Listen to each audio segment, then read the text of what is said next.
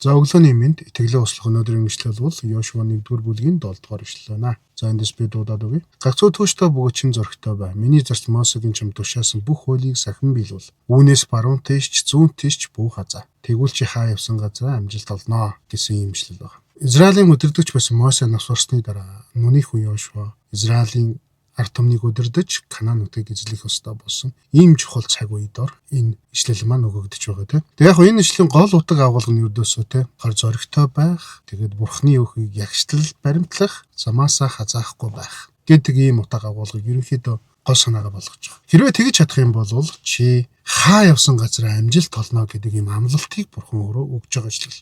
Мэдээж энд хэлж байгаа амжилт гэдэг нь яг эд баялаг эрх мэдлийн тухай бол биш гэдгийг ойлгох хэрэгтэй. Тэгээ энд яригдж байгаа хаа явсан газар амжилт олно гэдэг үг нь болохоор сакал гэдэг еврей үг юм байна. Энэ еврей үг нь болохоор шийдвэрээ зөв гаргадаг байна. Зөв заваа амьдрдаг байх. Амьдралын бүтээмжил маш өндөр тийм удирдагчийн ухаалаг удирдагчийн тухай ярьж байгаа юм байна. Тэгэхээр та амьдралдаа энэ 3 зөв зарчмыг баримтлах юм бол амжилт таны араас дагаж ирнэ гэж итгэж байна. Нэгт нь та зоригтой байгаарай. Хоёрт нь та бурхны үгийг ягштал баримтлаарай. Гуравт нь бурхны замаас хазаахгүйгээр амьдраарай. Энэ бүгдийг ягштал баримтлуул амжилт таны араас өөрөө ирэх болно. За тийг өнөөдрийг сайхан эхлүүлээрэй.